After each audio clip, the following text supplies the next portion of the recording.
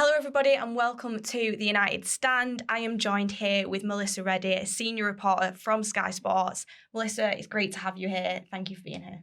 It is a pleasure. Well, not the best weather today to to actually leave anywhere and go outside, but Manchester rain is a given. Yeah, exactly. We might have done this interview outside, but the rain is here in Manchester, so we are here inside. We've got hold of you, which is really good to have. Obviously, you did interviews with us on tour, which were brilliant, and the audience loved. So, getting straight into things, because obviously the start of the season has been a little bit tumultuous for Manchester United and the club in general. They started off 2 bad results, Brighton and Brentford, but then it seems like Erik ten Hag has turned things around and he's got an impressive run of results. Is it surprising to people inside the club, do you think, that in order to do that, he's had to drop a lot of first team starters that kind of had their place guaranteed week in, week out? I don't know if surprising would be the word. I think the not just the results, but the nature of the performances in the opening two games against Brighton and Brentford necessitated massive changes, not just in personnel, but attitude and just stripping things down and getting back to basics. I think what I've taken away from the start of the season is one, the reaction from the manager and the squad, because I think it's very easy when things go so badly, so quickly, to panic or to fear the worst and to have the self-fulfilling prophecy that it's just going to be nightmarish from here on end. After the first two games, people were already saying, well, Frank de Boer's record is in jeopardy, for shortest managerial stint and things like that.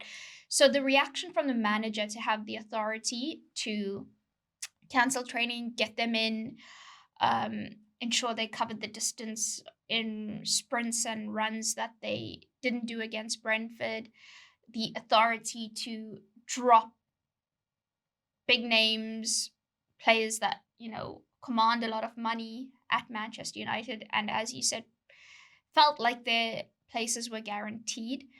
And then the reaction from the squad to think, hang on, what we've delivered is unacceptable and that can't be the way moving forward. And not only have results improved, but you can see the nature of performances and you can actually see the clarity now when United are in possession and out of possession. It's very similar to what we saw on tour. Yeah, it seems like in a short period of time, he's completely changed things. You could see what he was trying to do at the start of the season. Maybe he didn't have the players in place that could do that straight away. We'll get onto that in a little bit. But the way that the team is playing right now, it does seem like since the Liverpool game, there has been a massive change, not only in attitude, but like you said, the clarity with the players as well.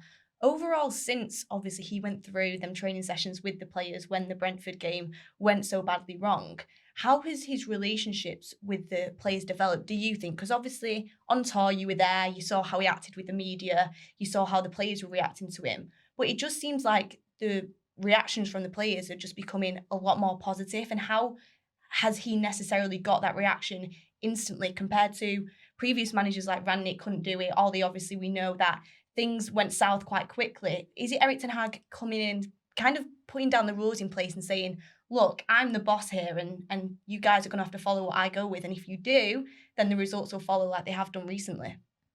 I think there's a few things. One, players, when it comes to a manager that's being appointed, will always look for reference points. So they'll see what his teams have done. So Ajax in Europe, players watch the Champions League, whether they're involved in it or not. They love the Champions League. So what Ajax did automatically commands interest and respect from players because they think, oh, that was an exciting brand of football. Ajax beat teams with a lot more financial resources and might, and they did it just by being so tactically intelligent. And then it's the personality trait that the manager comes in with. He comes in, he is very to the point, where you stand with him. His authority is not in question. He is very clear in what he wants and how he communicates it. So from the exclusive interviews I've done, Varane, Bruno Fernandes, just pretty much all of them that I've spoken to, they all reference the same things. There's no, guesswork over what he wants. He spells it out quite clearly.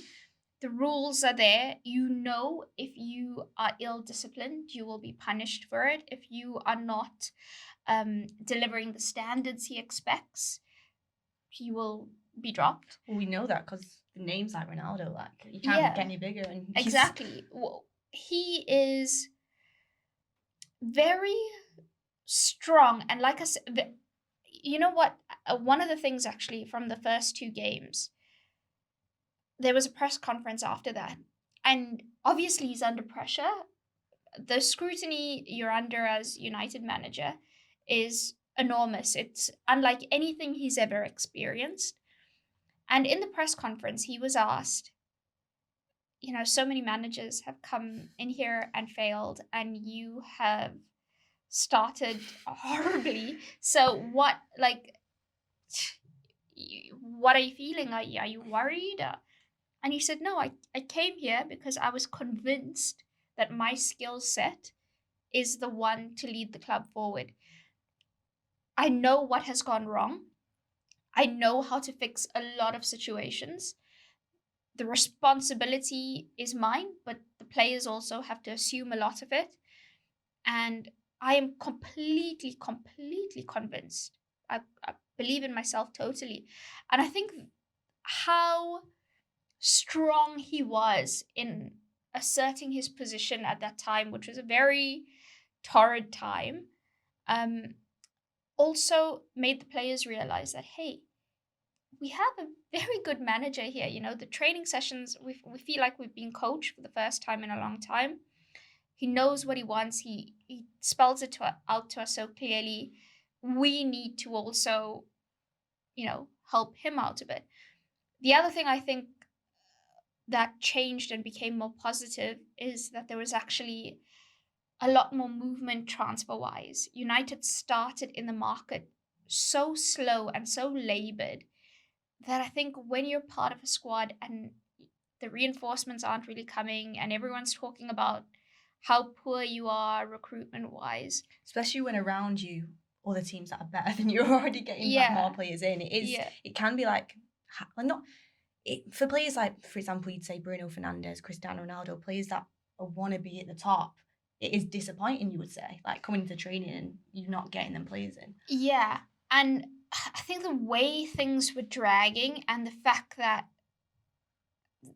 for really, really long periods, situation stayed exactly the same. I mean, with Frankie de Jong, a deal was agreed with Barcelona for nearly 2 months, and the situation stayed exactly the same. There was no movement on that. With Anthony, United ended up paying more than the valuation they insisted they didn't want to pay. So you think if they had just signed him at the start of the window when they wanted him, like how much of a difference does that make having him for those periods? All these things I think we forget. We want players to be uber professional, and they are. They're very committed to, their nutrition, physical conditioning, all of these things. But they're human. Mm-hmm. And psychological elements play a huge role. So just like how we are discussing and talking about transfers or talking about performances or talking about players who are off form, they do the exact same thing because they're human, they're invested in it. I mean, this is their livelihood, so they care. So I do think the fact that finally towards the end of the window, there was Casemiro, a player that comes in with enormous pedigree. Anthony comes in and he immediately shows, I've got the confidence to play for Manchester. I'm not scared of this price tag. I'm not scared of the expectations and the demands. I'm here. And he starts straight away as well, which kind of the players look around and like, oh, so he's starting straight away. It's competition as well. Yeah, and you need that.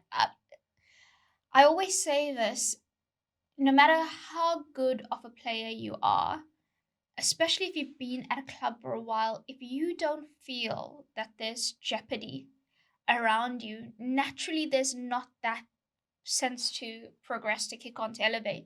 When you are enhancing the squad, and sometimes it's even you're buying a player just to deputize, but if that player that you're buying to deputize is actually quite good and has the profile that you need in that position, it can become a case where they're pushing to actually start ahead of you. And I'll give you an example where, Andy Robertson not going through the best vein of form, and Liverpool have Tsimikas to come in and really put pressure on him to know that if you go through these lengthy periods, you've got a player here who's very capable of starting. Well, it's like kind of what Malacia did with Shaw, a little bit like that. Yeah. Like, some people didn't think Malacia would come in and start straight away, which he didn't. He gave Luke Shaw his chance, still performed poorly, and Malacia was ready to come in. Is he 100% established as being Premier League proven left back? No. But is he come in and has he done a brilliant job when he's had the opportunity to? Yeah. So I do massively agree with you that it is so important that you have players on the first team as coattails that are ready to step in and kind of come into that role. And it is a lot easier, I would say, to do that in a team that is functioning fully and is stable. Yeah. And that's what obviously Erik ten Hag is trying to create in Manchester United, which is really good to see. But in terms of, obviously, you spoke about the players looking on what's going on in the outside world. We know that they are human, like you said. A lot of fans, and I mean, I would say the majority of the fans are massively involved in what we would say is the Glazers out movement. And that also at the start of the season with them 2 bad results massively kind of push forward, I would say personally, the club to maybe look at spending that extra money on Anthony, looking at getting Casemiro and not to be embarrassed by the De Jong saga. And we know that Old Trafford it needs some renovation. It massively needs investment into the club, and the owners don't seem to really be pushing that investment in that a lot of Manchester United fans want. I mean, earlier today, I think you probably would have seen, I've recently seen that Arnold came out and said they are wanting to put that long-term investment in. That is the plan for the future. But with the news around Sir Jim Ratcliffe maybe wanting to put an offer in, also offers coming on from elsewhere around the world, do you think potentially now we are looking at an area of time where it might be a breaking point for the Glazers and they might be looking back and thinking, maybe it is time for us to sell now. Maybe it is time for us to look at offers if they are going to come in, because in the past, people wanted them out, but there wasn't really any offers coming in. It's going to be a huge amount of money needed. But now there's names circling around and the fans can kind of latch onto that and back that all through social media. It protests at the games. And despite them even signing Casemiro and Anthony, the voice you've heard at the ground is still there. So do you think maybe that it is maybe an opportunity for Manchester United to do that now with how much investment is needed? I think if concrete offers actually come in, or concrete offers are bubbling under in terms of, conversations are happening off the record, I think they would definitely heavily consider it, not only because of the amount of investment that needs to go into United to get it where it needs to be. And when I say investment, people often file investment as recruitment. They think transfers make or break a club.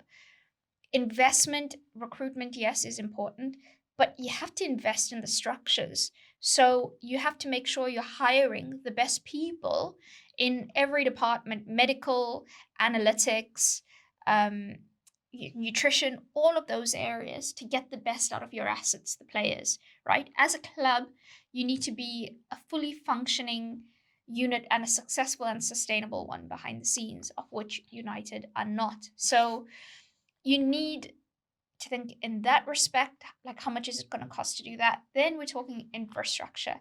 Carrington is nowhere near the level of facility a club, a really top club, should have. Old Trafford in desperate need of renovation now. There's blueprints in the works to, uplift both. But again, how strong is the will, if there is, offers coming in that would give the Glazers the opportunity to make a profit, and also to give them the relief of not being attacked, and understandably attacked. Because for me, when it comes to ownership of a football club, and I'm very consistent, I hate leverage buyouts. So same thing that's happened with Burnley, those, it shouldn't be happening. Sports washing, basically countries getting a hold of football clubs to whitewash their image and to bury human rights abuses. That shouldn't be happening. Clubs are community assets, and yes, the very big ones become a global status, but at heart, they need to serve the people from the community, and then be true to the people that support them around the world for reasons that are usually quite holistic. Sometimes it's been passed down like through generations. Your great granddad started supporting Man United from Nigeria, and then you just carried on. Regardless of where you are in the world, your affiliation to the clubs are quite strong. And owners that are coming in, and you know what, football, yes, it is a business. They want to make profit. They look at commercial aims and all of that stuff. But owners that put huge debt on clubs, and who use clubs to and actually weaponize fan bases to cover up their human rights abuses, we actually should not be living in a situation where that's possible. But at the moment, it's so jarring, because not only is it possible, it's just the norm now. It's because, unfortunately, what it is money comes first in the world, and that's unfortunately the way it is. And it should not be happening, but money talks, is a lot of the time what people say, and that as well at Manchester United is the case in that fact. So I mean, the Glazers, this is the problem that the fans have, is to them it feels like money talks the most, and it's not about the fans, it's not about the community. And obviously they want the fans' money, but the way they go about that isn't maybe the best way in encouraging the fan base and bringing them together. I've always said the best Manchester United you're going to get is if you put the investment into, like what you said, which is getting the best possible people in to do the roles, and that eventually will trickle down and lead to good results. More fans, because we know that winning, it does increase fans. I mean, we've seen what happened to Manchester City, bringing that on there. But Manchester United will always have this fan base, but keeping them happy is the best way for them to make the most money, which is assuming what they want to do. But it is an interesting thing around the Glazers and Sir Jim Ratcliffe kind of coming in, because it's been such a long time since we've kind of had a viable option that could maybe push forward and happen. I think the fact that they are interested in looking at a minority stake, or selling a minority stake, is a precursor to them considering selling their entire ownership. So these things sometimes start with small steps. Now, often anyone who's got the kind of money to invest in a football club, and one that's a behemoth like United, doesn't want to deal in minority stakes. I think that's where there will be a little bit of friction at the moment, where the Glazers are considering a minority stake, people who have the money to invest in and who want to kick on with a football club that's a juggernaut like United, want full control. Football clubs can often be a massive status symbol, and you just have to look at Chelsea at the moment, and the statements, Todd Boehly is trying to make the statement in terms of, what they did recruitment wise, just targeted any and every player that was available, basically, and whatever valuation was going, they pretty much paid it. But now, even he, you can see, wants to change and put a sustainable model in place, because there is an awareness. And I think if you look at around Europe, even clubs that are mid-sized or even small-sized, and you don't even have to look that far, even in the Premier League. You think about how good Brentford are at recruitment, how good they are at identifying a profile, how good they are of creating like a community element around the club. That is the way to long term make sure you're consistently successful. Because if you're just throwing money at players, as look at what's happened to United. They And it did has that. happened, Yeah. and it's a lot of people say basically thrown a billion down the drain in what they've gone about it, because each season it was these star players, money's gone at it, but it's not been for any really point. Whereas with Eric Ten Hag, you really want to start off, and we say this with every manager that comes in, we want to start off a new era and a manager that's going to take the club forward. And each summer we're recruiting around his beliefs and the way he wants to play football. He right now, he's inherited a mixed squad. It's not obviously all the players that he wants, but in the future, I would hope that Manchester United might want to change their structure and how to go about each transfer window, because as we've seen, I mean, the United scouts haven't really worked the best over the last decade or so. United need to get to the point of it doesn't matter who the manager is recruited based on a profile, just like how a player is recruited based on a profile. So if you're thinking the Eric Ten Hag's, high octane approach, counter pressing, being very comfortable in possession, but also being able to break and hit teams, excellent in transition, really speedy play, build up from the back, all these elements, right? If you think, right, long term, this is the way we want Manchester United to play, we want them to have these hallmarks, then you recruit players based on that approach, and then your next manager after him and the one after him follows that lineage. I think for a long time United have just given a manager whatever he wants, and then you end up in a situation where you've got very lopsided squads inherited by another manager that is unsuitable for the way he wants to play. But if you've got a clarity of vision of, right, the next guy that comes in is going to be of a similar mold, and the next guy and the next guy, then you recruit players and everything is symbiotic. And I think that's where they need to go. They need to have an identity as a club that's not solely reliant on a manager. Also, I think in terms of recruitment, we know it was quite obvious this summer that Ten Hag was really driving it.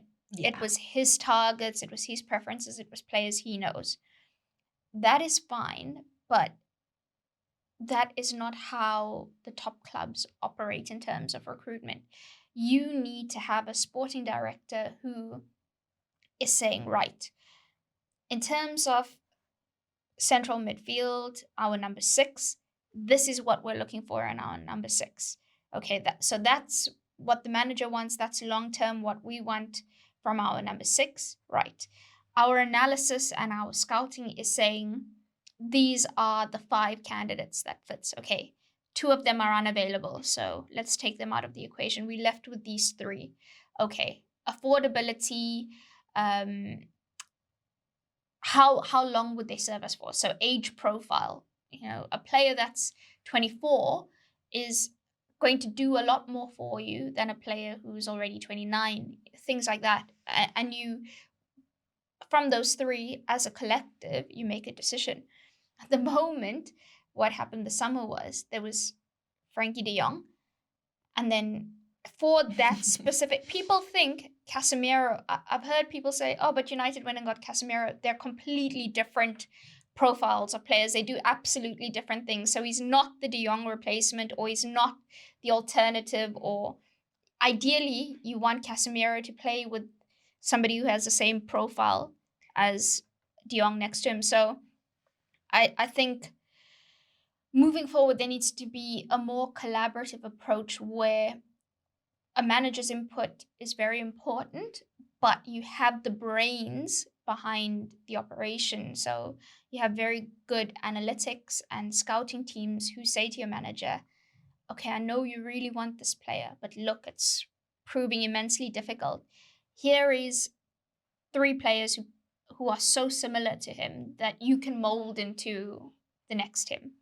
Yeah, absolutely. It's like we know from watching obviously interviews on tour and things like that, we know that all the top clubs do adopt that kind of style that Manchester United have seemed to have neglected. And to be honest with you, I agree. A sporting director would definitely put us in a much, much better position going into recruitment because every summer, I mean, I don't know about other Manchester United fans out there, but I look at it and I think it's going to be again this long process and then massively overpaying because the plan isn't in place. Yeah, I think as well, sometimes you can get hung up on titles and stuff. It's not really, so, United have Murta as director of football. So it's not really a case of do you have a sporting director or don't you?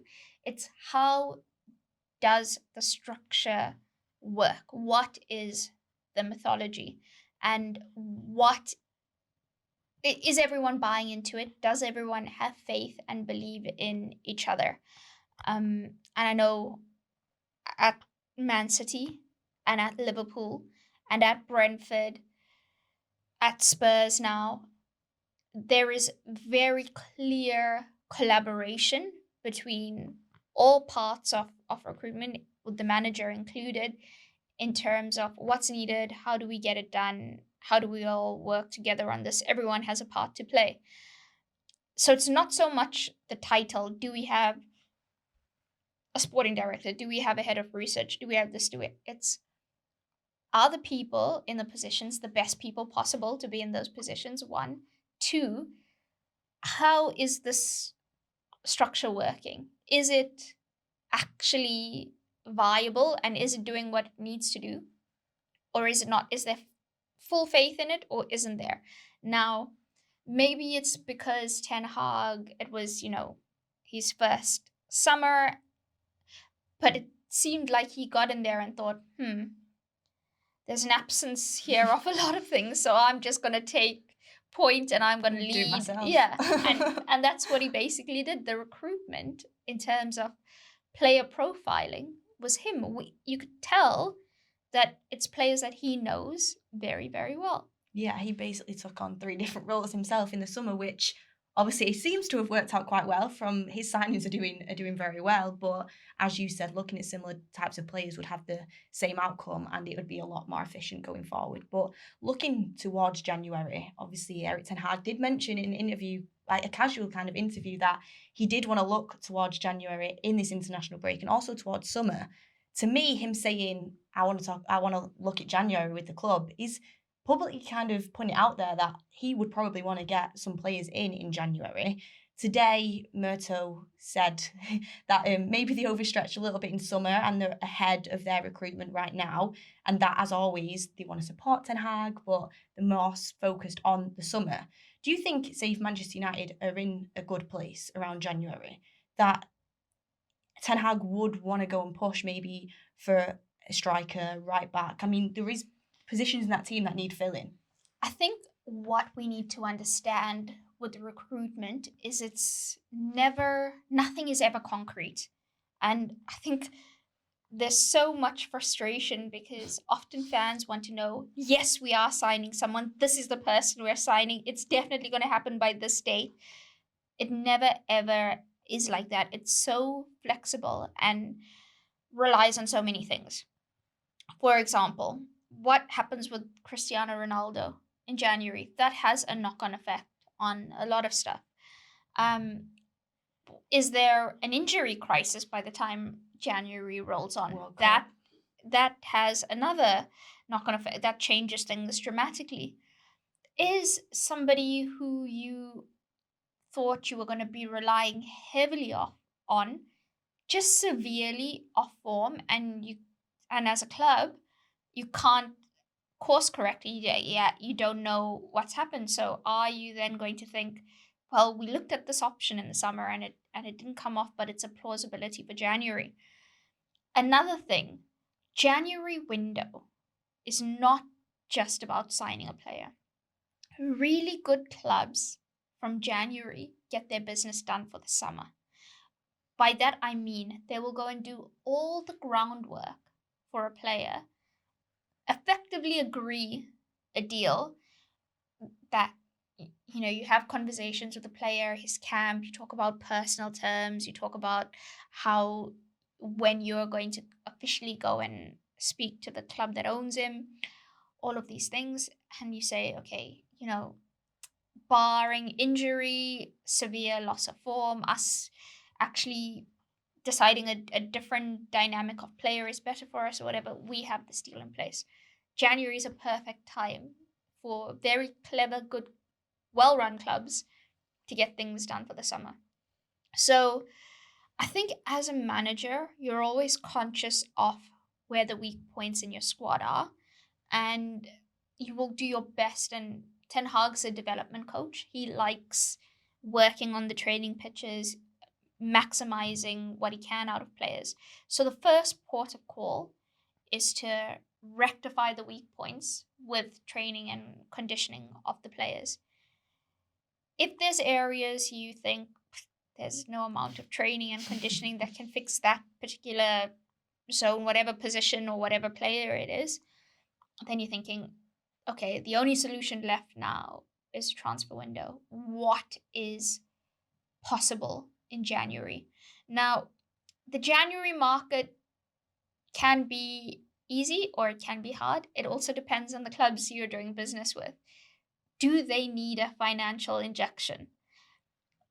Often, some clubs, because they need to fall in line with FFP, they do. So you can go and do business there. Are you trying to get a player from a club that's in who have designs on winning a title and are close or are in Champions League knockout phases, or all these things come into play? I think United, if there's a deal to be done in January for somebody that's going to make a massive difference to the squad, if it's possible, I don't think they say, oh, we overstretched in the summer, we're not going to go get it done. I think when it comes to those financial statements and the things that get said, oftentimes it's also management, PR management around, we don't want clubs to think we're flush with cash in January and we're going to be desperate and, they can rinse us for whatever. They've already, remember, Ajax were very strong in their stance with Martinez and Anthony and with their valuations. So United now have to think of, okay, that was damaging for us in a we're not going to overspend perspective, or this is our valuation and we're not budging from it. And yet they did.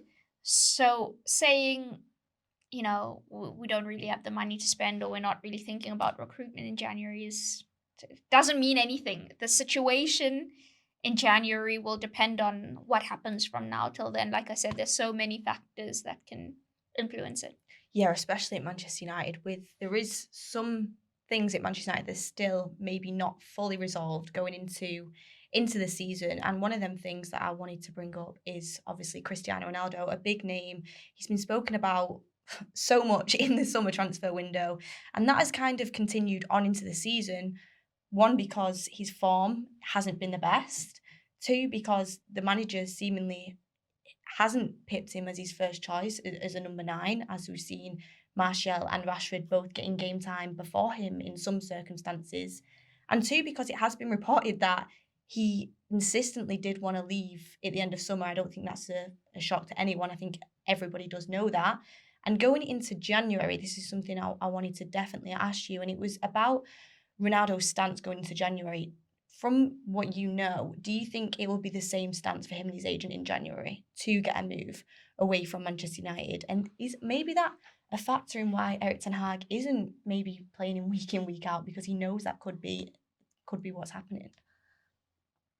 There is absolutely no doubt that in the summer, Mendes shopped around all of the Champions League clubs and the elite ones anyway to say Cristiano Ronaldo is available, he's desperate to move, what can be done? Now, no deal was done. And there wasn't even a club close to pulling a proposal together for him, right? that would be a knock to the ego, I think. This is one of the greatest players of all time. And regardless of what happens, from now till the end of his career, he will be regarded as that. Nothing will ever take that away from him. He probably expected as well, like a lot of clubs to come, and it just didn't end up happening. And that's why they went so public with it. And where it was revealed, conversations were held with Chelsea and Bayern. It was a case of trying to play them off against each other. Well, Bayern, if you don't move, Chelsea might, snatch him. And none of them bit, because the clubs that are in the Champions League and who have ambitions of winning it or getting far in it are quite progressive and have a collective approach where the system is king. There's not really fueled by a star player. That successful football doesn't really work like that anymore. So now, how does he deal with being a squad player? Will Cristiano want to leave in January? The only person that can answer the question is Cristiano. At the moment, he is probably very frustrated that he's not starting more often, and that he hasn't scored as much as he would have wanted in the minutes he's had so far. But I think there's a lot of work being done to explain to him, you don't always have to be the hero, the main man, the headline getter to contribute. You can do so much for this football club that you say you love by being more of a team player, looking for the right pass or encouraging a youngster, or if you're on the bench, cheering on those that are about to get stripped off and come on. All these kind of things, how you deal with your nutrition and stuff, share information around the place. As a footballer, especially when you're, aging, you find different ways to be pivotal still to the squad. And I think if he can get his head around that, if he can realize that he's at that stage now where he can't actually be starting every week for a top club or a club that wants to play, high press, quite fast football, I think then it can work if he accepts and if he alters his way of doing things. I struggle to see what is different in January in terms of clubs being interested in him. I think that's another part of the equation. If there's still no movement in terms of clubs actively wanting him, then he's got no choice. So I just think it takes a little switch in attitude. And listen, it's so difficult. And when I was saying before, players are human, we're talking about one of the greatest of all time. It's going to be hard for him to accept. And why should it be easy? It shouldn't be easy. I mean, if you suddenly got told, Beth, you're no longer presenting anymore for us or hosting, you're not going to be in front of the camera anymore. Actually, we just need you to file our expenses every month. And it'd be like, what? Why? It'll be hard for you to accept that. So he's human as well. And we can't keep, picking at him for not just adjusting immediately just because it's what he should do. He's human. It will take some time. Yeah, absolutely. It's like kind of someone reaching like the 40th birthday or something like that and being like, they just don't want to accept that that's where they are in life at that point. But it is kind of that adjustment period for Cristiano. And I actually think as well, like, he was looking for them Champions League clubs, but realistically, would they be starting him as well? He probably thinks yes, but other managers have different ideas of what they want to do. And I think we've all seen, people have different opinions, but from the start of the season, the time that he has played, personally for me, this is just my opinion, he hasn't seemed as sharp or maybe as quick as he once was. We know that has started to fade. So how do you kind of adopt that into a system, like you said, where Erik ten Hag does want to play fast-paced players, but I mean, with Ronaldo, it's not only Ronaldo that isn't maybe an Eric Ten Hag typical style of player in the position. There is other players in there. I mean, David De Gea, Harry Maguire, they're players that you wouldn't necessarily associate with a player that can play that high line, be that sweeper keeper, have that pace at the back. So, like we said, it's not his squad yet. Yeah, over time, I think he will design the squad entirely in his image. At the moment, it's, adjusting where you can. So David De Gea, was trying to come off his line and control the area, and I'll stop just back to basics for him. So with players as well, it's how much effect you have, not just on the system itself, but the other players around you. Now that having a fluid front line suits Jadon Sancho, it suits Martial, it suits Rashford, it suits Elanga, it suits Anthony. So you have more players who have their strengths enhanced when you're playing a front three that can interchange and have a lot of cohesion. And we saw how well it worked on tour, and we've seen how well it's worked in games this season as well when that's the case. So I think it's not just about how he fits into the system itself, but how the other players are affected. But what I will say is that Ten Hag has made it so clear. I was waiting for the moment because I thought, this man, it's his club. Like, he's walked in here, he's like, these are my targets, this is how training works, these are the rules, this is how you'll be disciplined. But there was only one outstanding thing when the season had started, and that was selection. I was waiting to see, can he make those big selection calls that aren't revolving around, oh gosh, we're going to damage that player's value if we drop him, or that's not going to be good for his ego if we drop him, or that's going to, cause a ruckus in the dressing room. He has made really big selection decisions that show his authority is not in question. And the other thing I will say, Martinez was getting a lot of flack after the first two games. He actually got a lot of flack before he even kicked the ball. And I'd like to say, as a short person, that's very, very unfair on him. It is very unfair. But the manager, before he came in, I remember I did the interview with him on tour when it was quite obvious that the deal was close to being done. And he said to me, I asked him, what would he add to the squad? And he said, well, we don't have a player like him. One, we need left footer. We need balance on that side of the pitch and balance in possession, being comfortable on the ball there. He's very good on the ball. He's very aggressive on the ground. He's a terrier. And he's going to fight for every ball. He's very good in the air. He still might get beaten challenges, but actually for his height, he's very good in the air. So he said all these things.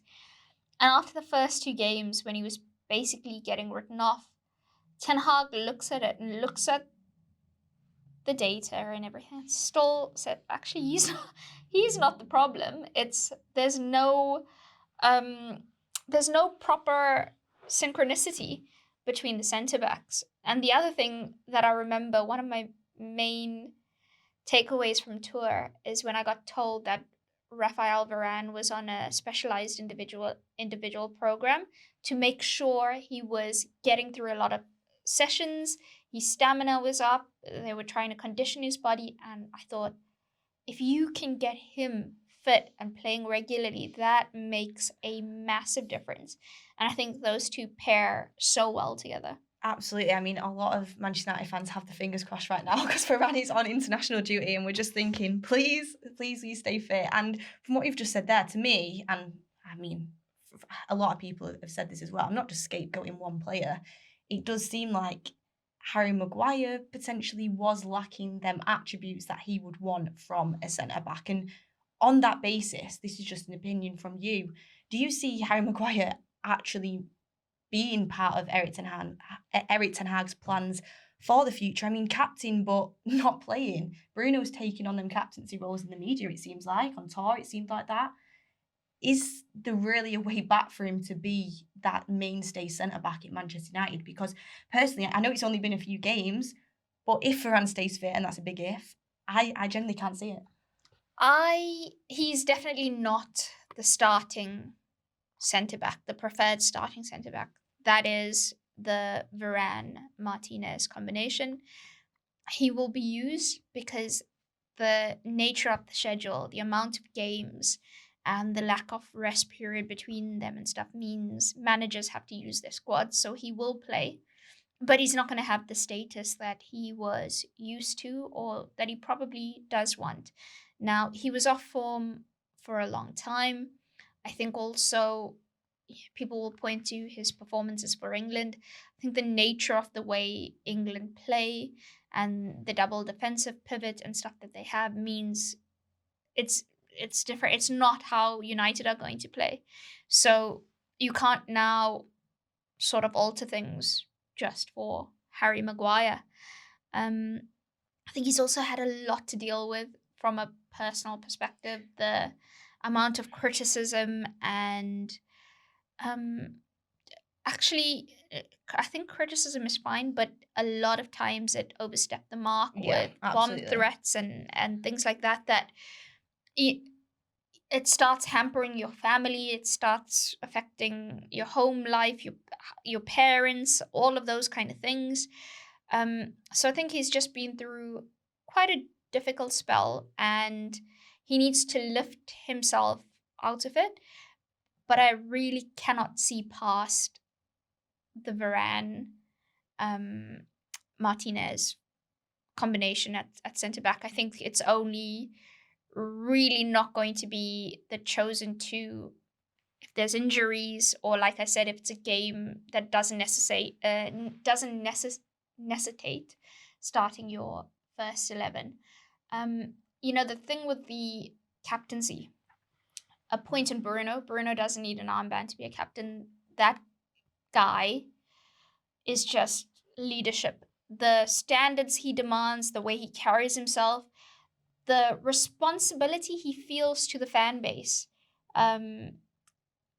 which I saw on tour and I see when I go to Carrington and stuff. He cares about the fans. He cares when they're, annoyed or sad or frustrated, or he doesn't like when performances dip. And yes, he might not be 10 out of 10 in every game, but he's definitely somebody who cares. I remember when Ten Hag confirmed that Maguire would be retaining the armband, he said, I haven't spent enough time with the squad yet to, understand everyone and to make my own decision. And so it felt very much a case of why change something when you don't know yet what you're changing it to. Or it also felt like a way to give Maguire all the support possible and be like, okay, it's on you now. You still have the armband, you have your starting position. And then, It eventually is like with Maguire, he has that captaincy, but is he really the captain if he's not playing and Bruno's got that role every week? It kind of, for me, seems a little bit like a sympathy thing. When he comes on the pitch and like for the last minute, he has that armband. I'm like, if that was me, I would feel like that was kind of a little bit of pity personally, just because he's not carrying out them responsibilities. But it would be also maybe not the best thing for Eric Ten Hag to be like, you're not playing, and also you're not the captain either. Yeah. Like, just completely knocks him. From a lot of players that I know that know Harry for a long time through international duty and stuff, they say how he carries himself in terms of his professionalism and how he treats other players, how he treats staff, how he wants to front up all the time when things go wrong, the extra responsibilities he assumes off the pitch, whether that be, if there's like some charity thing that you need to go to, like he'll volunteer. Sometimes a captain is not just based around your performances, it's also like your off-pitch persona. And a lot of people I know that know him quite well say he does give you that. and he does care and he does feel things deeply. But I think everything has to align, where you have to have all that, but your team needs to be able to count on you as well on the pitch. And like I said, he's just been going through an extended period of bad form. Obviously, the state of flux that United were in as well, with bringing Ranić in on an interim basis and not really giving him any sort of. The players are like, okay, this guy is just here for a few months. Why do I need to care, really? That whole environment wasn't the healthiest. So yeah, it's up to him to put himself back in the position to be a starting centre-back. I just struggle to see how he unseats those two, because I think just chemistry-wise, they're very good together. Just quickly on that, I wanted to ask you quickly to round up about Harry Maguire. I don't know if you've seen today, yesterday I think came out the Ogden reports on sources close to Maguire have said that if he was at City, he would thrive. If Diaz was at United, he would do poorly. The coaches haven't got the best out of him. Playing De Gea behind him hinder him. And a lot of United fans, like, it just seemed like excuse after excuse. From what you said then about maybe knowing him as a person, would you say that is maybe he's not put that out there on purpose, and maybe it is someone just close to him wanting to kind of get it out there? Yeah, it wouldn't come from Harry himself. A lot of players who have personality types that are understated would rather not have any fuss around them. They'd quietly deal with whatever they're going through and do their talking on the training pitches and when they actually get an opportunity in matches. But your agency and stuff have the responsibility to protect you, to come out and bat for you, to steer conversation in different directions. And I think that's probably the case in that respect. I don't think anyone can argue that Manchester United have not gotten the best out of players historically, over the last decade. You look at the names to have graced this football club and you think, like, what? Why are you not delivering what we've seen you deliver? And, it's all the things we've referenced before. No identity, no structure, no long-term vision.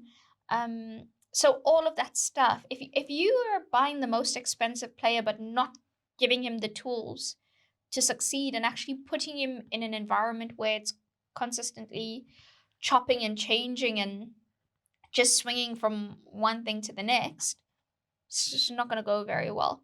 But in terms of Maguire, I just think it's been, on a personal level, a very arduous time for him. And it's not... one thing I was told when Ten Hag was appointed is players can't have the excuse anymore of not being coached well, of not having a clear idea of what they need to do, of not having a structure, tactical structure, and of not being guided through, positional intelligence and things like that. Once Ten Hag was signed, they were like, okay, right, all that is off the table. Players can't come with that anymore. So I think from Ten Hag's appointment, I don't think Maguire's camp can say all those things, because it's very, very evident that there is a plan in possession, there's a plan out of possession. We've seen Varane and Martinez be able to execute together.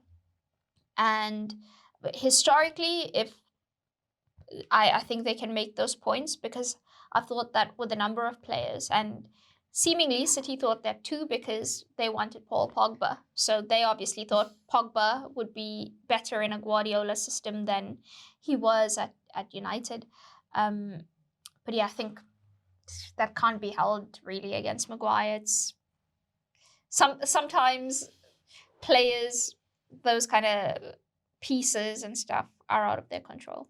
Yeah, it is one of them. If I was Maguire, I would be like, can I would be speaking to people around me and be like, can people please not leak stuff like that, especially at a time when he actually isn't really being talked about that negatively by Manchester United fans, because he isn't in the limelight right now. He isn't the main focus because he's on the bench and everyone's focused on how great Martinez and Varane are doing. And Erik ten Hag as a whole is doing very, very well. And you've seen that throughout pre-season, seen that coming into the season. He did have stumbling blocks, but every single team does, especially a team that's in transition. And now he seems like he's got a grip on that team. We're hoping that no one important gets injured on international duty.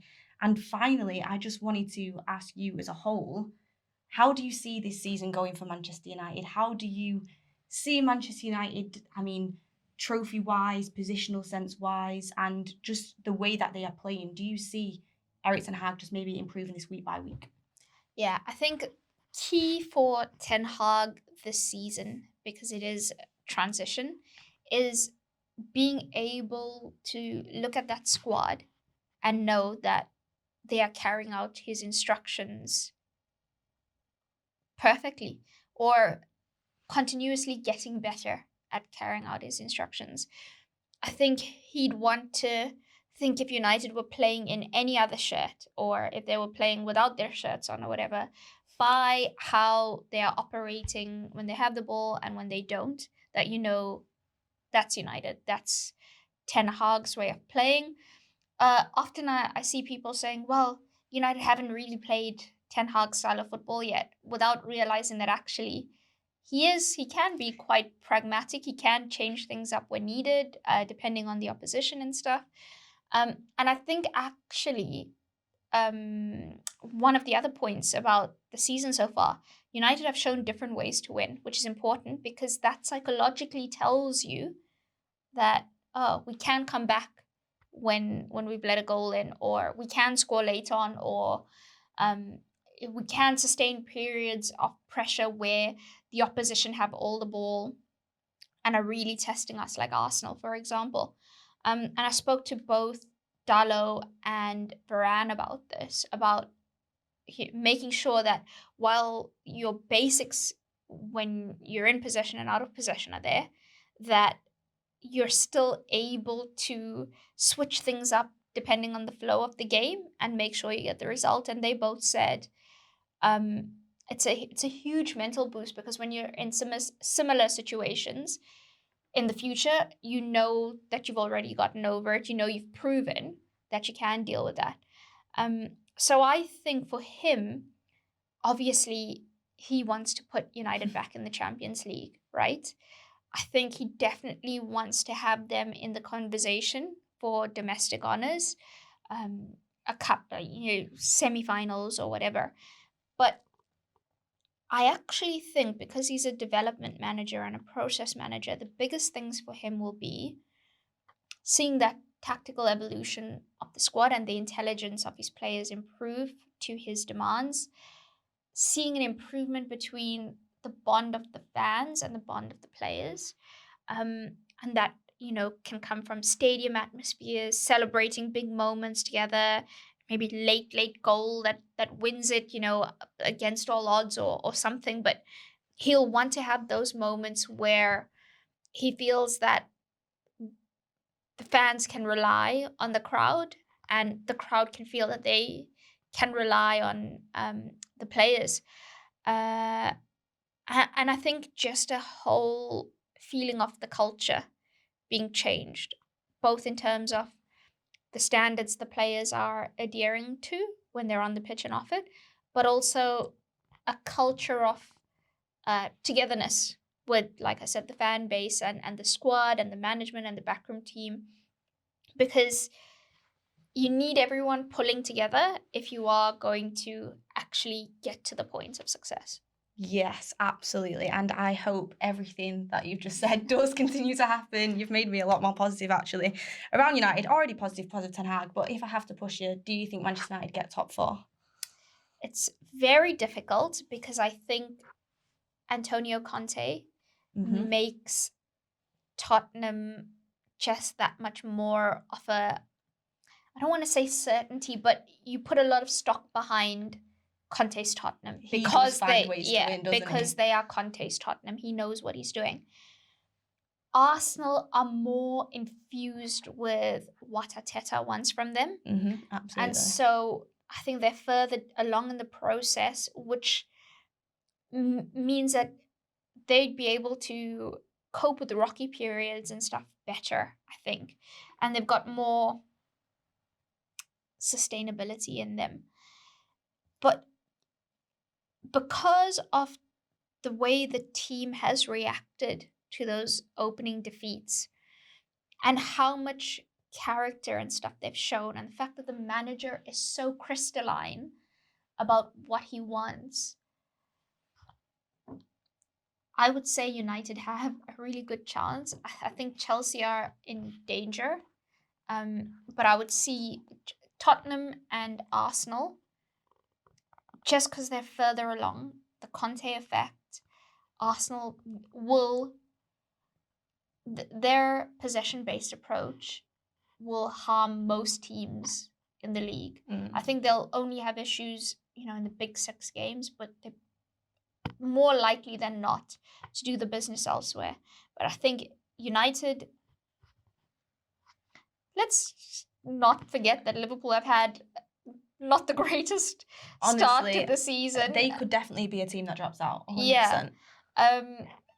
Because they have the recent history of being able to rally after an injury crisis, because they're, usually up there with City as title challengers. You'd think that maybe they're going to steer it around, but I think Tottenham and Arsenal are very strong. And I'd put United purely based on the clarity of the manager and how they've reacted so far to bad moments, as I wouldn't say they're a certainty, but they're definitely in that conversation.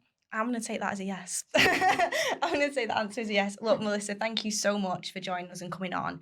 All the viewers love to hear your opinion, and we love having you on. And yeah, thank you for coming on, giving your insight, and I'm sure we'll have you on very, very soon. Said all the viewers. That's a lie. Well, there's gonna be some of you gonna be like, oh, why did you get her on? Well, but it's fine. I take the majority of the viewers to mean all the viewers in that sense. We don't listen to the haters around here. But thank you for coming on, and everyone as well, thank you for listening. A really good in-depth interview there from Melissa. And yeah, we've got a lot more interviews coming up, so we are really excited to bring them to you guys. Make sure you comment down below what points you take from Melissa that you really want to kind of get into more. Where do you think Manchester United will finish this season? Are you worried about any players on international break? And does Ten Hag need more backing in the January window? I'm excited to hear what you guys have to say as well. But make sure you like and subscribe, and we'll see you on the next one, everybody.